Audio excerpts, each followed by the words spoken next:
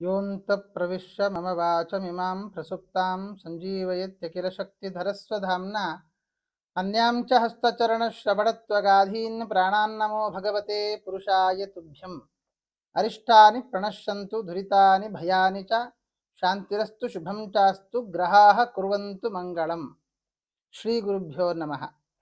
ಆತ್ಮೀಯರೇ, ಮೇ 1ನೇ ತಾರೀಕಿನಿಂದ ಗುರು ವೃಷಭ ರಾಶಿಗೆ ಪ್ರವೇಶ ಮಾಡ್ತಾ ಇದ್ದಾನೆ ಮೇಷರಾಶಿಯಿಂದ. ಹಾಗಾದರೆ ಅನೇಕರು ಗುರುಬಲವನ್ನು ಕಳ್ಕೊಳ್ತಾ ಇದ್ದಾರೆ, ಅನೇಕರು ಪಡ್ಕೊಳ್ತಾ ಇದ್ದಾರೆ.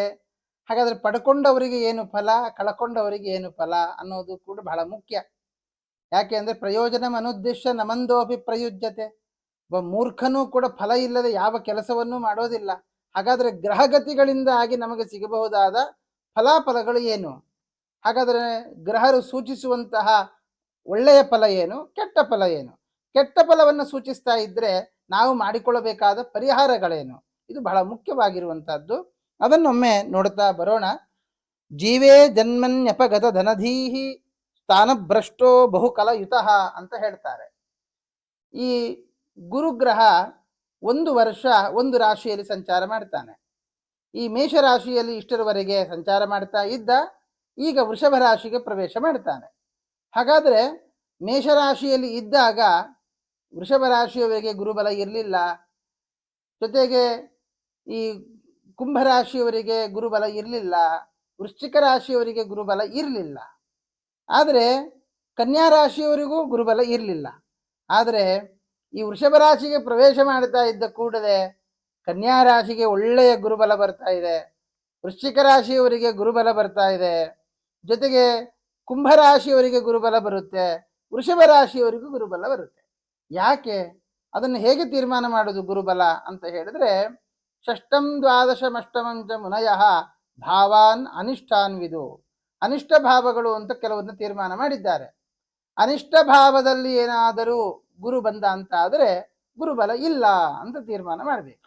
ಅದು ಯಾವುದು ಅಂತಂದ್ರೆ 3, 6, 8, 12 ಇಷ್ಟದಲ್ಲಿ ಗುರು ಬಂದ ಅಂತ ಆದರೆ ಗುರುಬಲ ಇಲ್ಲ ಅಂತ ತೀರ್ಮಾನ. ಹಾಗಾಗಿ ಈ ವೃಷಭ ರಾಶಿಯವರಿಗೆ 12ರಲ್ಲಿ ಇದ್ದ, ಆದ್ರಿಂದ ಗುರುಬಲ ಇರಲಿಲ್ಲ. ಈಗ ಲಗ್ನಕ್ಕೆ ಬಂದಿದ್ದಾನೆ, ಗುರುಬಲ ಚೆನ್ನಾಗಿದೆ. ಇನ್ನು ಯಾರ್ಯಾರಿಗೆ ಗುರುಬಲ ಇದೆ?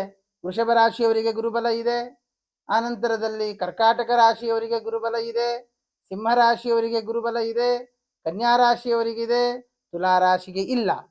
ಆಮೇಲೆ ವೃಶ್ಚಿಕ ರಾಶಿಗೆ ಇದೆ, ಧನುರಾಶಿಗೆ ಇಲ್ಲ, ಕುಂಭರಾಶಿಗೆ ಇದೆ, ಮಕರ ರಾಶಿಗೆ ಇದೆ, ಮೀನ ರಾಶಿಗೆ ಇಲ್ಲ, ಮೇಷರಾಶಿಗೆ ಇದೆ. ಹಾಗಾಗಿ ಯಾವ್ಯಾವ ರಾಶಿಗೆ ಇಲ್ಲ, ಯಾವ್ಯಾವ ರಾಶಿಗೆ ಇದೆ ಅನ್ನೋದು ನಮಗೆ ಸ್ಪಷ್ಟ ಆಯಿತು. ಹಾಗಾದರೆ ಅದರ ಫಲಗಳು ಏನು? ಗುರುಬಲ ಇದ್ದವರಿಗೆ ಯಾವ ಫಲ ಬರುತ್ತೆ, ಗುರುಬಲ ಇಲ್ಲದವರಿಗೆ ಏನು ಫಲ, ಲಗ್ನದಲ್ಲಿ ಬಂದಾಗ ಗುರುವಿನ ಫಲವೇನು ಇತ್ಯಾದಿ ವಿಷಯಗಳನ್ನ ನಾವು ನೋಡ್ತಾ ಬರೋಣ.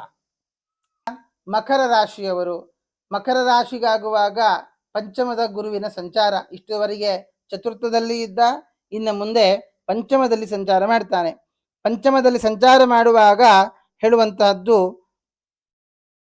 ನ ಸಖೀ ವದನಂ ತಿಲಕೋಜ್ವಲಂ ನ ಭವನಂ ಶಿಖಿ ಕೋಕಿಲ ನಾದಿತಂ ಹರಿಣಪ್ಲುತ ಶಾವ ಚಿತ್ರಿತಂ ಅಂತ ಹೇಳ್ತಾರೆ. ಅಂದ್ರೆ 5ರಲ್ಲಿ ಗುರು ಸಂಚಾರ ಮಾಡುವಾಗ ಸೇವಕರು, ನಮಗೆ ಅನೇಕರು ಸೇವಕರು ಸಿಗ್ತಾರೆ. ಅಡಿಗೆ ಮಾಡ್ಲಿಕ್ಕೆ ಅಡಿಗೆಯವರು, ಮನೆ ಕೆಲಸ ಮಾಡ್ಲಿಕ್ಕೆ ಕೆಲಸದವರು, ಹೀಗೆ ನಮಗೆ ಕೆಲಸದವರಿಂದಾಗಿ ಯಾವ ತೊಂದರೆ ಅಂತಕ್ಕಂಥದ್ದು ಬರೋದಿಲ್ಲ.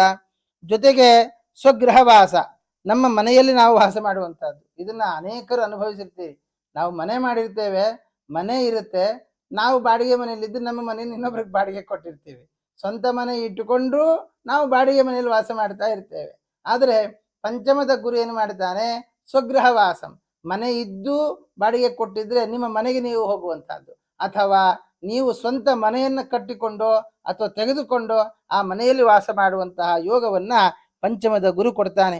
ಜೊತೆಗೆ ಸ್ತ್ರೀ ಲಾಭ, ವಿವಾಹವಾಗದವರಿಗೆ ವಿವಾಹಾದಿಗಳು ಆಗುವಂತಹದ್ದು, ವಸ್ತ್ರ ಲಾಭ, ಒಳ್ಳೊಳ್ಳೆ ಬಟ್ಟೆಗಳನ್ನು ಧಾರಣೆ ಮಾಡುವಂತಹದ್ದು, ಮಣಿ ಸಮಾನರಾಗಿರತಕ್ಕಂತಹ ಉತ್ತಮವಾದ ಆಭರಣಗಳನ್ನ ಧರಿಸುವಂತಹ ಯೋಗವನ್ನ ಪಂಚಮದ ಗುರು ಕೊಡ್ತಾನೆ.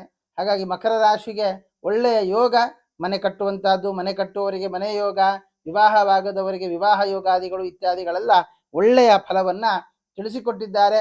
ಒಂದು ವೇಳೆ ಇದನ್ನ ನಾವು ಅನುಭವಿಸ್ತಾ ಇಲ್ಲ ಅಂತ ಆದರೆ ನಿಮ್ಮ ಜಾತಕದಲ್ಲಿ ಏನಾದರೂ ಹೆಚ್ಚು ದೋಷಗಳು ಇದ್ದಾಗ ಗೋಚಾರದ ಫಲ ನಮಗೆ ಅನುಭವಕ್ಕೆ ಬರೋಲ್ಲ. ಆದ್ದರಿಂದ ಒಂದು ಜಾತಕ ವಿಮರ್ಶೆಯನ್ನು ಮಾಡಿಸುವುದು ಒಳ್ಳೆಯದು.